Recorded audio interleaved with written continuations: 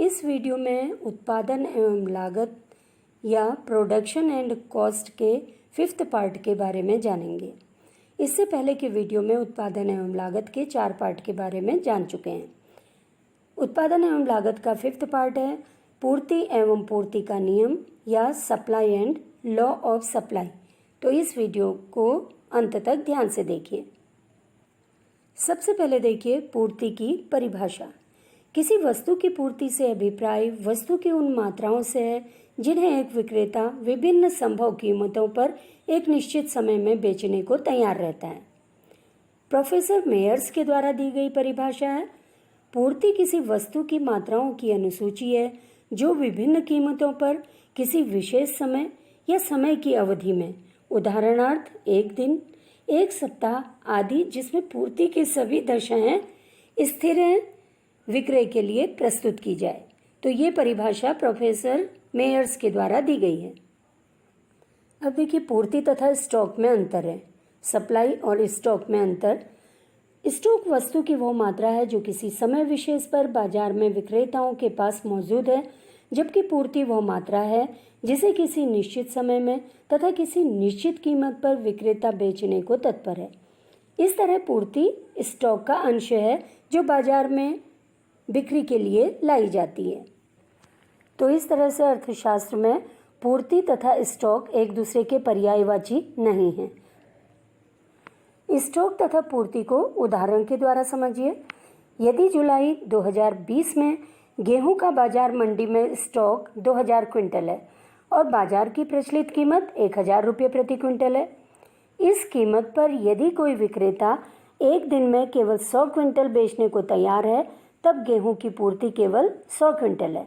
तो इसका मतलब उस दिन स्टॉक तो 2000 क्विंटल है, लेकिन पूर्ति केवल 100 क्विंटल के बराबर है। व्यक्तिगत पूर्ति एवं बाजार पूर्ति। किसी वस्तु की एक फर्म द्वारा बाजार में की गई पूर्ति को व्यक्तिगत पूर्ति कहते हैं, जबकि इसके विपरीत किसी वस्तु की बाजार में उन सभी फर्मों द्वारा की गई पूर्ति जो उस वस्तु का उत्पादन एवं विक्रय करती हैं, बाजार पूर्ति कहलाती है। तो इस तरह से व्यक्तिगत पूर्ति अलग है और बाजार पूर्ति अलग है। पूर्ति अनुसूची अथवा तालिका, सप्लाई शेड्यूल। विभिन्न कीमतों पर बाजार में वस्तु की बेची जाने वाली मात्राओं को यदि तालिका में व्यक्त कर दिया जाए तो इसे पूर्ति तालिका कहते हैं। इस प्रकार पूर्ति तालिका वह तालिका है जो किसी वस्तु की विभिन्न संभव कीमतों पर बिक्री के लिए प्रस्तुत की जाने वाली पूर्ति की विभिन्न मात्राओं को प्रकट करती है। इसको सप्लाई शेड्यूल कहते हैं। पूर्ति अनुसूची अथवा तालिका 2 तरह की होती है। पहला है व्यक्तिगत पूर्ति अनुसूची या व्यक्तिगत पूर्ति तालिका। दूसरा है बाजार पूर्ति अनुसूची अथवा बाजार पूर्ति तालिका। तो इस तरह से पूर्ति अनुसूची 2 तरह की है। पहला व्यक्तिगत पूर्ति अनुसूची और दूसरा बाजार पूर्ति अनुसूची। अब देखिए व्यक्तिगत पूर्ति अनुसूची क्या है। किसी समयावधि विशेष में कोई विक्रेता विभिन्न कीमतों पर वस्तु की जितनी मात्रा बाजार में बेचने को तैयार रहता है, उसे यदि तालिका के रूप में प्रदर्शित किया जाए तो इसे व्यक्तिगत पूर्ति तालिका कहते हैं। तो इस तरह से व्यक्तिगत पूर्ति तालिका एक विक्रेता के पूर्ति फलन को प्रकट करती है। इसको उदाहरण से देखिए। व्यक्तिगत पूर्ति तालिका यहाँ पे दिखाई गई है। यहाँ पे 2 कॉलम है। पहला है वस्तु कीमत प्रति इकाई रुपये में और दूसरा है विक्रेता ए द्वारा की गई पूर्ति की मात्रा। अगर वस्तु की कीमत 5 रुपया है तो विक्रेता केवल 2 ही वस्तु की मात्रा बेच रहा है। अगर वस्तु का मूल्य बढ़ जाता है, 6 रुपया हो जाता है, अब विक्रेता ए क्या कर रहा है, वस्तु की कितनी मात्रा की पूर्ति कर रहा है, 4 मात्राओं की। इसी तरह से अगर वस्तु का मूल्य और ज़्यादा बढ़ जाता है, 7 रुपया हो जाता है, अब विक्रेता ए जो है वस्तु की ज़्यादा मात्रा बेचने को तैयार होता है। ये 6 मात्रा बेचने को तैयार है जब 7 रुपया है। अगर कीमत और बढ़ जाती है, वस्तु की कीमत 8 रुपया हो जाती है, अब विक्रेता ए वस्तु की और अधिक मात्रा बेचने को तैयार है। अब वो 8 मात्रा बेचने को तैयार है, तो पूर्ति बढ़ जाएगी अगर कीमत बढ़ेगी। अब बाजार पूर्ति अनुसूची क्या है देखिए। बाजार पूर्ति तालिका या बाजार पूर्ति अनुसूची समस्त उद्योग की पूर्ति तालिका होती है। इसके द्वारा बाजार में विभिन्न कीमतों पर सभी फर्मों की किसी विशेष वस्तु की कुल पूर्ति प्रकट होती है। उसे बाजार पूर्ति अनुसूची कहते हैं। यहाँ पे कई विक्रेताओं के द्वारा जो पूर्ति हो रही है उसको दिखाया जाता है। तो बाजार पूर्ति तालिका में देखिए, ये जो कॉलम दिए हुए हैं, पहले में तो कीमत दिखाई है, दूसरा जो कॉलम है इसमें व्यक्तिगत पूर्तियां हैं और तीसरे में इन सब का योग है। अगर वस्तु की कीमत पहले देखिए 3 रुपया है, जो विक्रेता है वो 3 वस्तुएं बेच रहा है, बी 2 वस्तुएं बेचने को तैयार है और सी 1 वस्तु बेचने को तैयार है। बाजार पूर्ति इन सब का योग 3 + 2 + 1 कितना हो गया? 6। इसी तरह से कीमत बढ़ जाती है, 4 रुपया हो जाती है, तो जो बाजार पूर्ति है ये कितनी हो गई? कुल 9 के बराबर हो गई है। इसी तरह से अगर कीमत बढ़ के 5 रुपया हो जाती है तो ए विक्रेता 4 वस्तुएं बेच रहा है, बी 5 बेचने को तैयार है, सी 6 बेचने को तैयार है और इस तरह से बाजार पूर्ति कितनी है? 4 + 5 + 6 कुल 15 वस्तुएं बेची जा रही हैं। यह पूर्ति कितनी हो गई? 15 के बराबर हो गई बाजार पूर्ति। इसी तरह से बढ़ते बढ़ते कीमत 7 रुपया हो जाती है मान लीजिए, तो जो व्यक्तिगत पूर्तियां हैं इस मतलब विक्रेता ए कितनी वस्तुएं बेच रहा? 7। विक्रेता बी 8 वस्तुएं बेचने को तैयार है, विक्रेता सी 9 वस्तुएं बेचने को तैयार है, तो बाजार पूर्ति इन सबका योग हो जाएगा। अब देखिए पूर्ति वक्र। पूर्ति तालिका के आधार पर पूर्ति वक्र प्राप्त होता है। पूर्ति वक्र का ढाल ऊपर की ओर होता है क्योंकि पूर्ति मात्रा तथा कीमत में धनात्मक संबंध पाया जाता है। धनात्मक संबंध से मतलब है कीमत अगर बढ़ती है तो वस्तु की पूर्ति की जो मात्रा है ये भी बढ़ जाती है। अब इसमें पहले है व्यक्तिगत पूर्ति वक्र। व्यक्तिगत पूर्ति वक्र जो है ये व्यक्तिगत पूर्ति तालिका को अगर ग्राफ पर प्रदर्शित करा जाता है तो उसे व्यक्तिगत पूर्ति वक्र कहते हैं। इस वक्र का ढाल नीचे से ऊपर की ओर बढ़ता हुआ होता है जो वस्तु की कीमत और उसकी पूर्ति में धनात्मक संबंध दर्शाता है। धनात्मक संबंध से अभिप्राय है अगर वस्तु की कीमत बढ़ती है तो पूर्ति भी बढ़ जाती है। अब यहाँ पे देखिए व्यक्तिगत पूर्ति वक्र। यहाँ पे जो ग्राफ दिया हुआ है नीचे OX जहाँ पे लिखा हुआ है ये क्वांटिटी दिखा रहा है या इसको पूर्ति कह सकते हैं, और OYX में ये यहाँ पे क्या दिखा रहा है? वस्तु की कीमत दिखा रहा है। अब इसमें देखिए अगर वस्तु की कीमत 4 रुपया है तो विक्रेता केवल 2 ही वस्तुएं बेचने को तैयार है। अगर कीमत बढ़ जाती है 5 हो जाती है, अब विक्रेता वस्तु को 4 मात्राएं बेचने को तैयार है। इसी तरह से कीमत बढ़कर अगर 6 हो जाती है, अब विक्रेता वस्तु की मात्रा ज़्यादा बेचने को तैयार है, 6 बेच रहा है उस समय। इसी तरह से 7 रुपया होने पर पूर्ति कितने के बराबर है? 8 के बराबर। अगर 8 रुपया कीमत हो गई, पूर्ति बढ़कर कितनी हो गई है? 10। इसी तरह से कीमत बढ़कर अगर 9 रुपया हो जाती है तो वस्तु की पूर्ति 12 के बराबर हो जाती है। या कीमत अगर 9 रुपया है, जो विक्रेता है ये वस्तु की 12 मात्रा बेचने को तैयार हो जाता है। अब है बाजार पूर्ति वक्र। बाजार पूर्ति तालिका को ग्राफ पेपर पर अंकित करके बाजार पूर्ति वक्र प्राप्त किया जा सकता है। व्यक्तिगत पूर्ति वक्र की तरह बाजार पूर्ति वक्र बाएं से दाएं ऊपर की ओर बढ़ता हुआ होता है। बाजार पूर्ति वक्र बाजार में किसी एक वस्तु का उत्पादन करने वाली सभी फर्मों के व्यक्तिगत पूर्ति वक्रों का समस्तरीय जोड़ होता है। या कह सकते हैं एक समय पर विभिन्न विक्रेता कुल जितनी वस्तुओं की पूर्ति करते हैं उसको हम बाजार पूर्ति वक्र के द्वारा प्रदर्शित करते हैं। ये बाजार पूर्ति वक्र देखिए, यहाँ पे 4 ग्राफ दिखाए गए हैं। पहला जो ग्राफ है ये जो विक्रेता ए है उसके द्वारा विभिन्न कीमतों पर पूर्ति को प्रदर्शित कर रहा है। इसी तरह से दूसरा ग्राफ जो है ये विक्रेता बी द्वारा विभिन्न कीमतों पर वस्तुओं की पूर्ति को प्रदर्शित कर रहा है। और तीसरा ग्राफ जो है ये विभिन्न कीमतों पर विक्रेता सी जो वस्तुओं की पूर्ति कर रहा है उसको प्रदर्शित कर रहा है। और जो अंत में जो ग्राफ बना रखा है ये ए बी सी जो विक्रेता हैं इनके द्वारा कुल की गई पूर्ति को प्रदर्शित कर रहा है। अब देखिए विक्रेता ए क्या कर रहा है, अगर 4 रुपया वस्तु की कीमत है, वस्तु की पूर्ति 2 के बराबर है। इसी तरह से विक्रेता बी जो है, अगर वस्तु की कीमत 4 रुपया है तो ये भी वस्तु की 2 वस्तुएं बेच रहा है, और विक्रेता सी 4 रुपये में केवल एक वस्तु बेचने को तैयार है। लेकिन जो बाजार पूर्ति वक्र है, यहाँ पे 4 रुपये में कितनी वस्तु बिक रही हैं, कुल मिलाकर 5 वस्तुएं बिक रही हैं, क्योंकि ये तीनों जो विक्रेता हैं इन सब का योग हो गया। इसी तरह से ये कीमत बढ़ जाएगी तो पूर्ति भी बढ़ जाएगी। अब देखिए पूर्ति फलन या सप्लाई फंक्शन। वस्तु की पूर्ति एवं इसके निर्धारक तत्व के बीच कार्यात्मक अथवा फलनात्मक संबंध को पूर्ति फलन कहा जाता है। तो यहाँ पे देखिए एस एक्स बराबर होता है एक्स वस्तु की पूर्ति, टी बराबर होता है तकनीक, पी एक्स से मतलब है एक्स वस्तु की कीमत, एन से मतलब है फर्मों की संख्या, पी आर जो है ये संबंधित वस्तुओं की कीमत को दर्शाता है, जी से मतलब है फर्म का उद्देश्य, पी एफ से मतलब है उत्पादन साधनों की कीमत, ई एक्स जो है ये भविष्य में संभावित कीमत को दर्शाता है, और जी पी का मतलब है सरकारी नीति। तो इसका मतलब क्या हुआ, वस्तु की पूर्ति जो है ये तकनीक पर, वस्तु की कीमत पर, फर्म की उद्देश्य पर, सरकारी नीति पर, संबंधित वस्तुओं की कीमत पर, उत्पादन साधनों की कीमत और भविष्य में संभावित कीमत, साथ ही फर्मों की संख्या पर निर्भर करती है।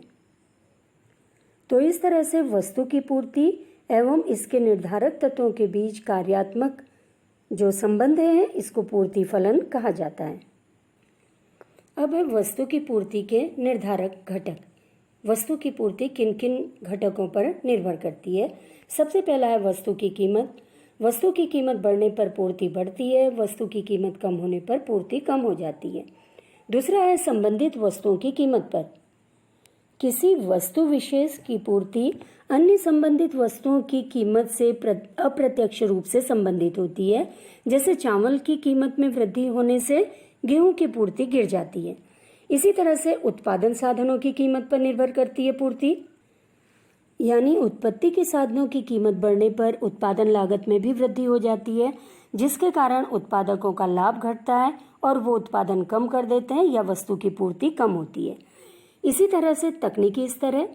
तकनीकी स्तर में परिवर्तन से नवीन और कम लागत वाली उत्पादन तकनीकों का आविष्कार होता है, जिससे उत्पादन लागत में कमी और वस्तु की पूर्ति में वृद्धि होती है। इसी तरह से फर्मों की संख्या अगर बढ़ेगी तो वस्तुओं की पूर्ति भी अधिक हो जाएगी, और अगर फर्म की संख्या कम हो जाएगी तो वस्तु की पूर्ति कम हो जाएगी। इसी तरह से फर्म का उद्देश्य अगर ज़्यादा लाभ कमाना है तो पूर्ति ज़्यादा होगी, कम लाभ कमाना है तो वस्तु की पूर्ति कम होगी। साथ ही भविष्य में संभावित कीमतों पर निर्भर करती है और सरकारी नीतियों पर निर्भर करती है वस्तु की पूर्ति। पूर्ति का नियम बताता है कि अन्य बातें समान रहने पर जितनी कीमत अधिक होती उतनी ही पूर्ति अधिक होती है, और जितनी कीमत कम होती है उतनी ही पूर्ति कम होती है। पूर्ति के नियम की कुछ मान्यताएं हैं। पहला है बाजार में खरीदारों और विक्रेताओं की आय स्तर में कोई परिवर्तन नहीं होना चाहिए। दूसरा, स्थानापन्न की कीमतों में कोई परिवर्तन नहीं होना चाहिए। इसी तरह से तीसरी मान्यता है उत्पत्ति के साधनों की कीमत जो है ये स्थिर रहती है। तकनीकी ज्ञान का स्तर स्थिर रहता है। सरकारी नीति में कोई परिवर्तन नहीं होना चाहिए। और छठा जो है मान्यता, यह क्रेता और विक्रेता की रुचि, आदत, फैशन आदि में परिवर्तन नहीं होना चाहिए। तो इस तरह से ये पूर्ति के नियम की मान्यताएं हैं। 6 मुख्य मान्यताएं इसकी हैं। जो इनमें से मुख्य है यह है बाजार में क्रेताओं और विक्रेताओं के आय स्तर में कोई परिवर्तन नहीं होना चाहिए। पूर्ति के नियम के कुछ अपवाद हैं। पहला है कृषि वस्तु पर यह नियम अनिवार्य रूप से लागू नहीं होता है, क्योंकि अनेक प्राकृतिक आपदाओं, सूखा, बाढ़, ओलावृष्टि के कारण कृषि उत्पादित वस्तुओं की कीमतें बढ़ने पर भी उनकी पूर्ति को अनिवार्य रूप से नहीं बढ़ाया जा सकता है। दूसरा है नाशवान वस्तु पर पूर्ति का नियम लागू नहीं होता है। तीसरा है सामाजिक प्रतिष्ठा वाली वस्तुओं में भी ये नियम लागू नहीं होता है। इन वस्तुओं की पूर्ति सीमित होती है और इन वस्तुओं की कीमतों में वृद्धि होने पर भी इनकी पूर्ति को बढ़ाना संभव नहीं हो पाता है, क्योंकि सामाजिक प्रतिष्ठा वाली वस्तुओं की पूर्ति सीमित होती है। पूर्ति में परिवर्तन मुख्य रूप से दो कारणों से होता है। पहला है पूर्ति की मात्रा में परिवर्तन अथवा कीमत परिवर्तन के कारण पूर्ति वक्र पर संचलन। दूसरा है पूर्ति में परिवर्तन अथवा कीमत के अतिरिक्त अन्य तत्वों में परिवर्तन के कारण पूर्ति वक्र का खिसकाव। तो इस तरह से पूर्ति में परिवर्तन मुख्य रूप से दो कारणों से होता है। पहला तो हो गया पूर्ति की मात्रा में परिवर्तन अथवा कीमत परिवर्तन, और दूसरा है पूर्ति में परिवर्तन अथवा कीमत के अतिरिक्त अन्य में परिवर्तन। पूर्ति का विस्तार एवं पूर्ति का संकुचन। जब किसी वस्तु की केवल कीमत में परिवर्तन होने पर उसकी पूर्ति में परिवर्तन होता है, तब उसे पूर्ति का विस्तार या पूर्ति का संकुचन कहते हैं। तो पूर्ति का विस्तार और पूर्ति का संकुचन वस्तु की कीमत पर निर्भर करता है। तो पहला है इसमें पूर्ति का विस्तार। अन्य बातें समान रहने पर जब किसी वस्तु की कीमत बढ़ने के फलस्वरूप उसकी पूर्ति अधिक हो जाती है, तो उस बढ़ती हुई पूर्ति को पूर्ति का विस्तार कहा जाता है। पूर्ति के विस्तार को ग्राफ के द्वारा समझेंगे। यहाँ पे देखिए जो ग्राफ दिखाया गया है, इसमें देखिए OX जहाँ पे लिखा है ये पूर्ति को दर्शा रहा है या क्वांटिटी को दिखा रहा है, और OY जहाँ पे लिखा हुआ है ये प्राइस को या कीमत दर्शा रहा है। अब इसमें देखिए जहाँ पे ग्रीन गोले बने हुए हैं, इसको देखिए, अगर वस्तु की कीमत 10 रुपया है तो विक्रेता केवल एक ही वस्तु को बेच रहा है। लेकिन अगर वस्तु की कीमत बढ़ जाती है, 50 रुपया हो जाती है, अब विक्रेता को कब फायदा होगा? जब वो ज़्यादा वस्तुएं बेचेगा। अब ये कितनी वस्तुएं बेच रहा?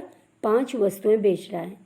तो ये जो ग्राफ दिखा रखा है, SS ग्राफ दिखा रखा है, ये नीचे से ऊपर की ओर को जा रहा है। इसका मतलब जैसे जैसे कीमत बढ़ते जा रही है, वस्तु की पूर्ति जो है ये भी बढ़ते जा रही है, या ज़्यादा कीमत पर विक्रेता वस्तु की ज़्यादा मात्रा बेचने को तैयार होता है। तो इसे कहते हैं पूर्ति का विस्तार। मतलब कीमत बढ़ने पर वस्तु की पूर्ति का बढ़ना पूर्ति का विस्तार कहलाता है। अब देखिए पूर्ति का संकुचन। अन्य बातें समान रहने पर जब किसी वस्तु की कीमत के कम होने के फलस्वरूप उसकी पूर्ति कम हो जाती है, तो पूर्ति में होने वाली कमी को पूर्ति का संकुचन कहते हैं। तो यहाँ पर कीमत कम होने पर पूर्ति कम हो जा रही है, तो इसको पूर्ति का संकुचन कहते हैं। पूर्ति के संकुचन को ग्राफ के द्वारा समझिए। यहाँ पे देखिए अगर वस्तु की कीमत 50 रुपया है तो विक्रेता केवल वस्तु की 5 मात्रा बेचने को तैयार है। लेकिन अगर वस्तु की कीमत गिर जाती है, केवल 10 हो जाती है, अब विक्रेता वस्तु की एक ही मात्रा बेचने को तैयार होगा। तो इसका मतलब जैसे कीमत गिर गई है, ये देखिए जो प्राइस है यहाँ पे नीचे की ओर को एरो है, इसका मतलब कीमत गिर गई है तो वस्तु की पूर्ति भी कम हो जाएगी। यहाँ पे नीले एरो के द्वारा दिखाया गया है, ये एरो जो है दाएं से बाएं की ओर को दिखा रखा है। इसका मतलब कीमत कम होने पर पूर्ति भी कम हो गई है। 10 रुपया जब कीमत रह गई है तो वस्तु की पूर्ति 1 के बराबर है, या विक्रेता वस्तु की एक ही मात्रा बेचने को तैयार है। इसको बोलते हैं पूर्ति का संकुचन कहा जाता है इसे। ये ग्राफ में दिखाया है, SS ग्राफ जो है ये पूर्ति ग्राफ है। यहाँ पे संकुचन हो रहा है, कीमत के कम होने पर वस्तु की पूर्ति भी कम हो जा रही है। अब देखिए पूर्ति में खिसकाव अथवा पूर्ति में वृद्धि तथा पूर्ति में कमी। जब किसी वस्तु की कीमत के अतिरिक्त दूसरे तत्व जैसे आय, फैशन आदि में परिवर्तन होने के कारण उसकी पूर्ति में परिवर्तन होता है, तो उसे पूर्ति की वृद्धि या कमी कहते हैं। तो यहाँ पर कीमत के अलावा दूसरे जो घटक हैं ये प्रभावित करते हैं पूर्ति को। यहाँ पे देखिए पूर्ति में वृद्धि का ग्राफ दिखाया गया है। यहाँ पे वस्तु की कीमत समान रहने पर यदि किसी वस्तु की पूर्ति बढ़ जाती है अथवा कम कीमत होने पर पूर्ति समान रहती है, तो दोनों ही स्थिति में इस परिवर्तन को पूर्ति में वृद्धि कहा जाता है। इस ग्राफ में देखिए एसएस जो है ये पूर्ति वक्र है। जब वस्तु की कीमत 3 रुपया है तो वस्तु की भी पूर्ति 3 है। उत्पादक एसएस पूर्ति वक्र के ए बिंदु पर है। पूर्ति को प्रभावित करने वाले कीमत के अतिरिक्त अन्य तत्वों में परिवर्तन होने के कारण पूर्ति वक्र एसएस दो कारणों से दाईं ओर या नीचे की ओर खिसककर S1 हो जाएगा। इस नए पूर्ति वक्र के बिंदु बी से ज्ञात होता है कि वस्तु की पूर्ति 3 से बढ़कर 4 हो गई है। बिंदु सी से ज्ञात होता है कि वस्तु की कीमत कम होकर 2 रुपया हो जाती है, परंतु पूर्ति पहले जितनी अर्थात 3 ही रहती है। तो नया पूर्ति वक्र S1 पूर्ति में वृद्धि को दिखाता है। अब देखिए दूसरा ग्राफ पूर्ति में कमी का। वस्तु की कीमत समान रहने पर यदि किसी वस्तु की पूर्ति कम हो जाती है अथवा कीमत बढ़ने पर भी पूर्ति समान रहती है तो इस परिवर्तन को पूर्ति में कमी कहा जाता है। पूर्ति की कमी को ग्राफ के द्वारा हम प्रदर्शित कर सकते हैं। मान लीजिए एसएस प्रारंभिक पूर्ति वक्र है। जब वस्तु की कीमत 3 रुपया है तो वस्तु की पूर्ति 3 है। उत्पादन एसएस पूर्ति वक्र दो कारणों से बाईं ओर या ऊपर की ओर सरककर S2 हो जाएगी। ग्राफ से देखिए दूसरा ग्राफ जो डॉट डॉट करके दिखाया है S2 ग्राफ ये है। इस नई पूर्ति वक्र के बिंदु R से ज्ञात होता है कि वस्तु की कीमत 3 रुपया रहने पर वस्तु की पूर्ति 3 से कम होकर 2 हो गई है। बिंदु T से ज्ञात होता है जब वस्तु की कीमत बढ़कर 4 हो जाती है तो भी पूर्ति पहले के बराबर अर्थात 3 ही रहती है। नया पूर्ति वक्र S2 पूर्ति की कमी को दर्शाता है। तो यहाँ पर यह ग्राफ पूर्ति की कमी को दर्शा रहा है। उत्पादन साधनों की कीमतों में परिवर्तन का पूर्ति वक्र पर प्रभाव। साधनों की कीमत वृद्धि के कारण उत्पादन की सीमांत तथा अवसर लागत बढ़ती है, जिससे उत्पादक प्रचलित कीमत पर कम पूर्ति कर पाते हैं और पूर्ति वक्र बाईं ओर खिसक जाता है। इसके विपरीत यदि उत्पादन साधनों की कीमत में कमी होती है तब उत्पादक सीमांत और औसत लागत कम होने के कारण प्रचलित कीमत पर अधिक आपूर्ति करने को तैयार हो जाता है, जिसके कारण पूर्ति वक्र दाएं ओर आगे खिसक जाता है। तो इस तरह से उत्पादन साधनों की कीमत में परिवर्तन भी पूर्ति वक्र को प्रभावित करता है। यानी उत्पादन साधनों की कीमत में परिवर्तन से पूर्ति वक्र या तो दाएं या बाईं ओर खिसक जाता है। यहाँ पे ग्राफ द्वारा देखिए उत्पादन साधनों की कीमतों में परिवर्तन का पूर्ति वक्र पर क्या प्रभाव पड़ता है। तो यहाँ पे देखिए आप साधनों की कीमत वृद्धि के कारण उत्पादन की सीमांत और औसत लागत बढ़ती है, जिसके कारण उत्पादक प्रचलित कीमत पर कम पूर्ति कर पाते हैं। पूर्ति वक्र बाईं ओर पीछे खिसक जाता है। तो यहाँ पे देखिए एसएस बाईं ओर खिसक कर S1 हो जाता है। इसके विपरीत यदि उत्पादन साधनों की कीमतों में कमी हो जाती है तब उत्पादक सीमांत और औसत लागत कम हो जाने के कारण प्रचलित कीमतों पर अधिक आपूर्ति करने को तैयार हो जाता है, जिसके कारण पूर्ति वक्र दाईं ओर आगे खिसक जाता है और नया वक्र S2 हो जाता है। तो इस तरह से उत्पादन साधनों की कीमतों में जो परिवर्तन होता है इसके कारण पूर्ति वक्र या तो बाईं ओर खिसक जाता है या दाईं ओर खिसक जाता है। आगे देखिए उत्पादन अवधि का पूर्ति वक्र पर प्रभाव। मार्शल ने उत्पादन की समय अवधि को 3 भागों में बांटा है। पहला है अति अल्पकाल, दूसरा है अल्पकाल और तीसरा है दीर्घकाल। तो तीनों ही स्थिति में जो उत्पादन की अवधि है इसका पूर्ति वक्र पर प्रभाव देखेंगे। इसको हम ग्राफ द्वारा समझेंगे, अलग अलग समय अवधि में ग्राफ में क्या प्रभाव पड़ता है। अति अल्पकाल में उत्पादन की मात्रा स्थिर रहती है और इसमें कोई परिवर्तन नहीं किया जा सकता। इस अवधि में अधिक से अधिक पूर्ति को उसके विद्यमान स्टॉक तक ही बढ़ाया जा सकता है। नाशवान वस्तु की पूर्ति अति अल्पकाल में स्थिर रहती है। नाशवान वस्तुओं से मतलब है जैसे हरी सब्जियां हैं, फल हैं, दूध हैं या स्टॉक वाली वस्तुएं हैं, अंडे हैं, की पूर्ति अति अल्पकाल में स्थिर रहती है। और ये ग्राफ की तरह अति अल्पकालीन पूर्ति वक्र सदैव एक्स अक्ष के लंबवत होता है, जो यह प्रकट करता है कि अति अल्पकाल में पूर्ति पर कीमत परिवर्तन का कोई प्रभाव नहीं पड़ता है। इस ग्राफ में देखिए वस्तु की कीमत P है, तो जो पूर्ति है ये OS के बराबर है। अगर कीमत बढ़ गई, P1 के बराबर हो गई है, OP1 हो गई है, वस्तु की पूर्ति तब भी उतनी ही है, OS के बराबर है। तो इसका मतलब क्या है, बहुत कम समय में या अति अल्पकाल में कीमत का असर पूर्ति पर नहीं होता है। ग्राफ से देखिए कीमत बढ़ रही है लेकिन पूर्ति नहीं बढ़ रही है, पूर्ति पहले की ही तरह है।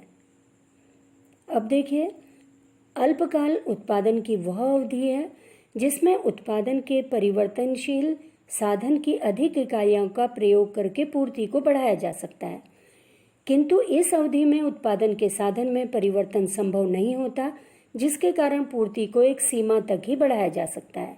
इसलिए अल्पकाल में पूर्ति वक्र कम लोचदार होता है। देखिए यहाँ पे जो ग्राफ दिया है OX में सप्लाई या पूर्ति को दर्शा रहा है और OY में प्राइस या कीमत को दर्शा रहा है। यहाँ पर SS ग्राफ जो है ये पूर्ति वक्र है। यहाँ पे अल्पकालीन हम इसको कह सकते हैं पूर्ति वक्र है। ये अल्पकालीन पूर्ति वक्र जो है ये कम लोचदार होता है।